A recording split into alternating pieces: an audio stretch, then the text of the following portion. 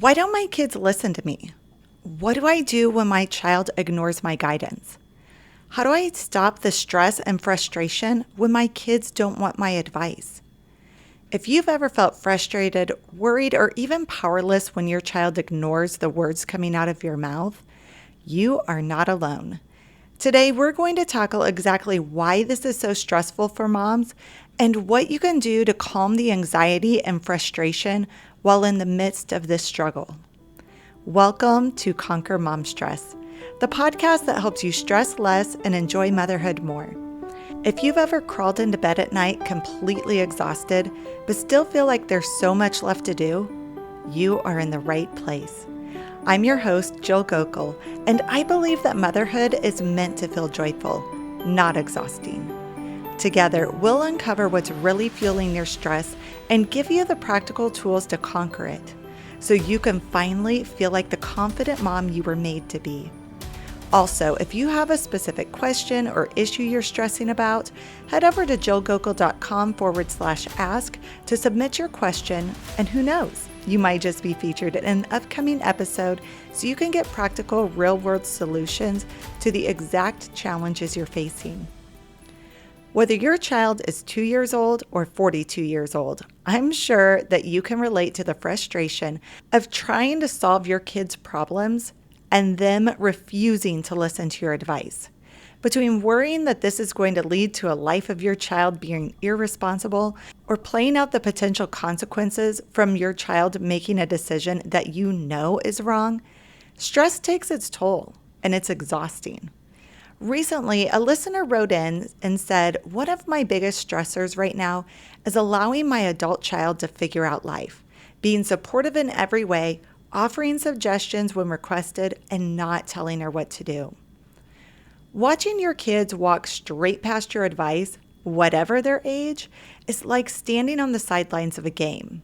You see the play unfolding, you can see the danger coming, but they won't take the help you're trying to give.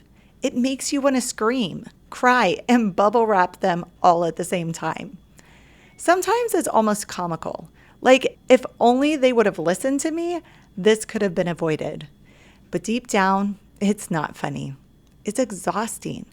And it can feel like they don't respect you, value your wisdom, or even hear you at all.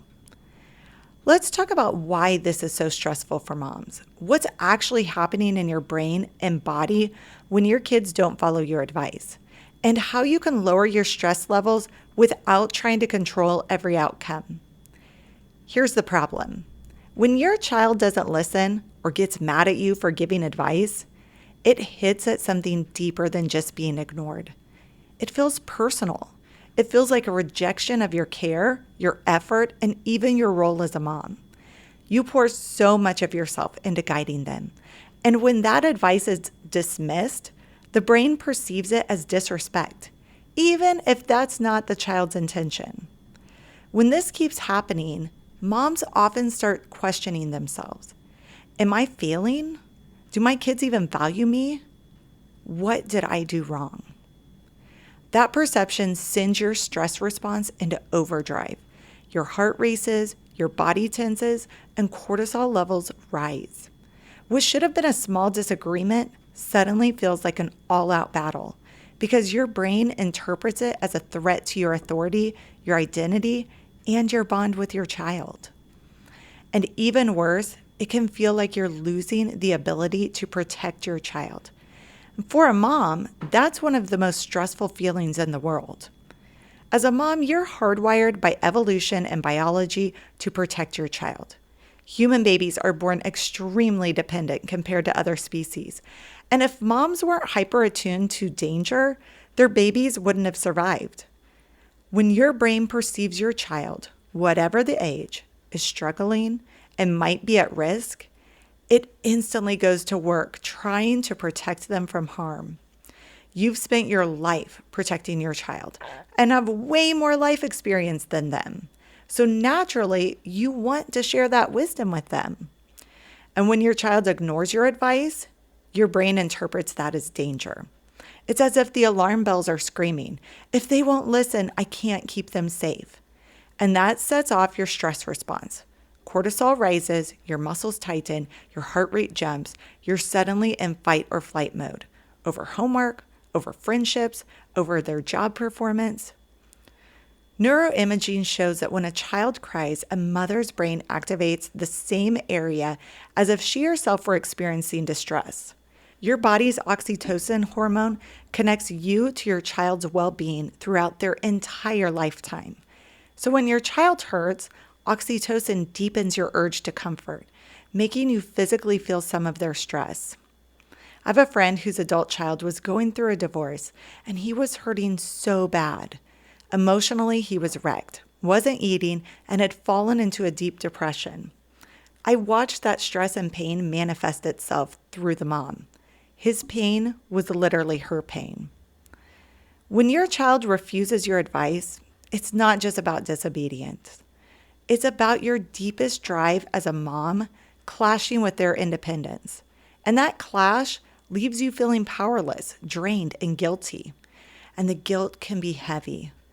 Mom guilt is directly linked to higher stress, more fatigue, and even difficulty concentrating. It affects your energy, your mood, and your productivity. It's not just emotional, it's physical. And when you live in that cycle too long, it can tip you into mom burnout.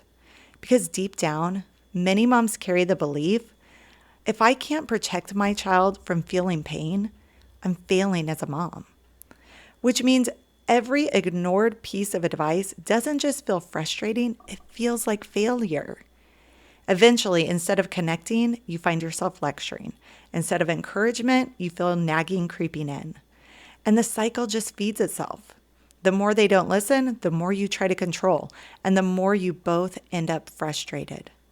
But mama, here's the truth. You were never meant to control every choice. Your role isn't to live your child's life for them. It's to guide, to model, and to love them through the choices they make. So what do you do? How do you cope with the stress of letting your kids figure out life on their own?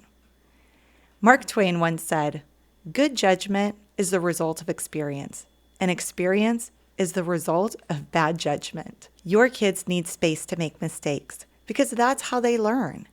And you need peace in knowing that your job isn't to prevent every mistake. It's not to prevent all pain. It's to be their safe place when they fall. Here are 3 strategies to help you reduce the stress when your child isn't listening to your advice.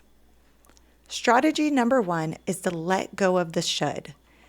When you hold on to the expectation that your child should listen to your advice, you're setting yourself up for an internal tug of war. Every time they push back, every time they choose differently, your brain interprets that gap between what should happen and what actually does happen as failure. That gap is where stress lives. And it doesn't stop at stress. When the should goes unmet, moms often internalize it as guilt. You start telling yourself, if they didn't listen, maybe I didn't say it right. Maybe I'm not a good enough mom. Maybe I failed. But here's the truth. Your worth is not measured by whether your child follows your advice. When you release the should, something powerful happens. Stress eases, guilt loosens its grip, and you create space for curiosity, connection, and peace. Instead of thinking they should listen to me, you can shift to they're learning. They're figuring this out. My role is to guide, not control. Psychologists call this cognitive reframing.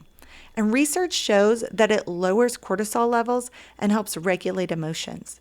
In other words, letting go of should is not just a mindset trick. It's a stress-reducing, guilt-releasing tool that rewires your brain to respond with calm instead of tension. Strategy number 2 is to shift from fixing to listening. When moms live in fixing mode, stress is high because fixing puts all the responsibility on you, as if your child's success or failure depends entirely on your advice. Mama, that pressure can cause so much mom exhaustion, especially when your child doesn't want your advice. But when you approach your child with the intent to listen rather than fix, you're shifting from control to curiosity. That shift lowers stress because it takes you out of the pressure-filled role of problem solver and puts you in the role of safe place. This lowers cortisol and adrenaline because you are no longer bracing for every possible mistake. It also increases oxytocin, the bonding hormone, which makes you feel closer to your child instead of stuck in power struggles. You and your child will start to enjoy the relationship more because you're connecting heart to heart instead of butting heads. Think about it this way. Fixing believes, I need to control this outcome so my child doesn't get hurt. Listening operates with curiosity, trying to uncover the answer of what's really going on. You begin to work through life side by side with your child rather than both fighting for control. This change doesn't just protect your child's growth, it protects your peace.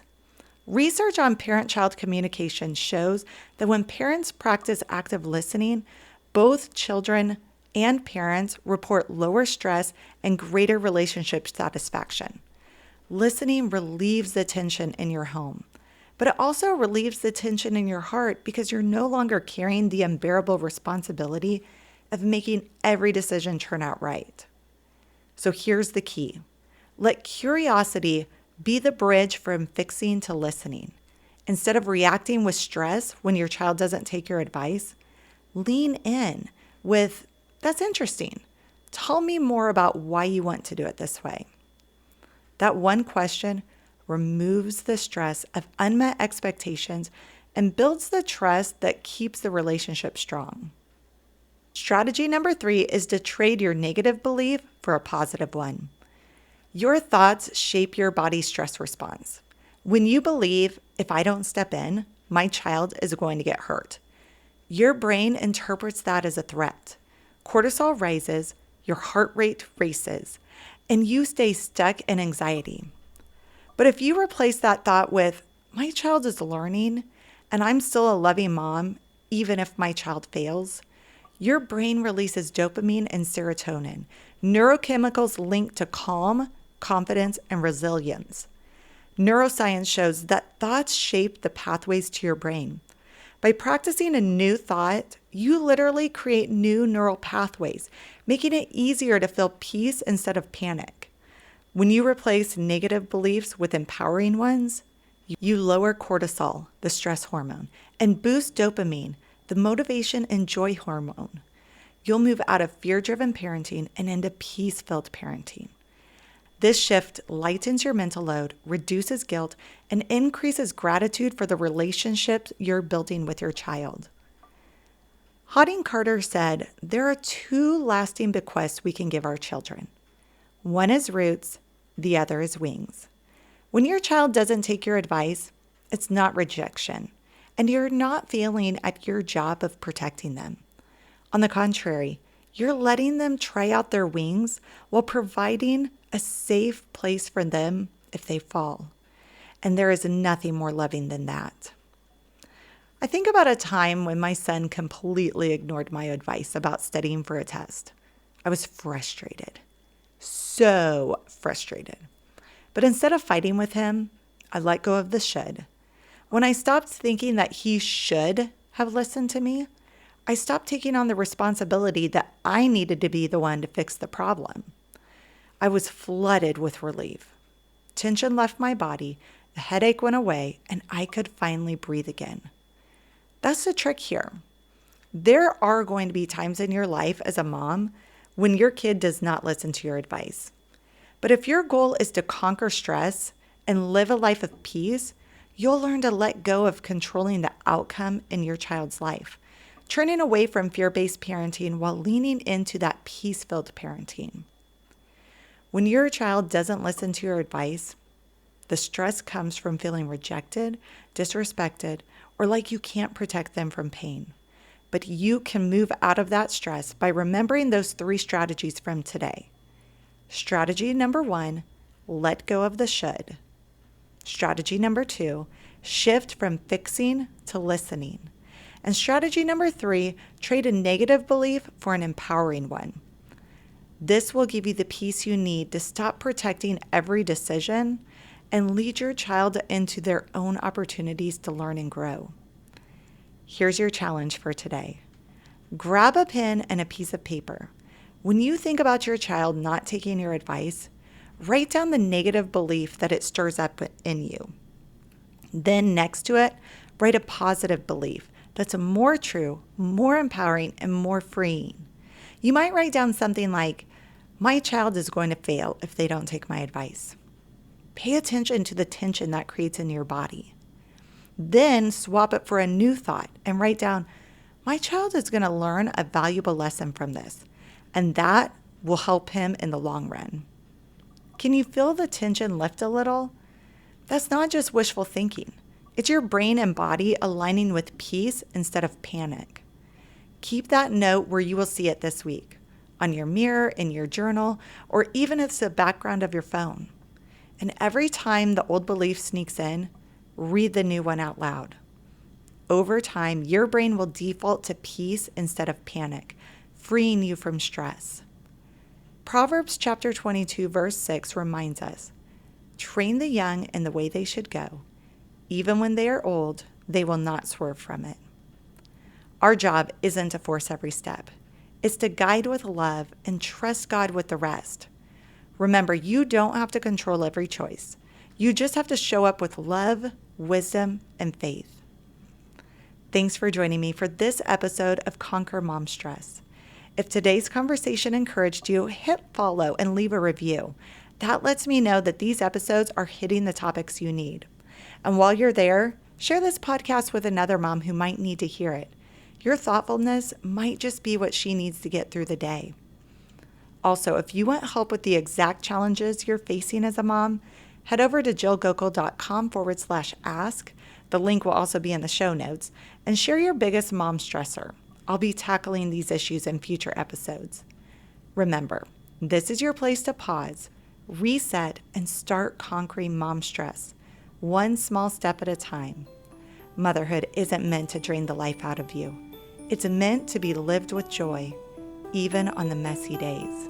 And together, we're going to find that joy again.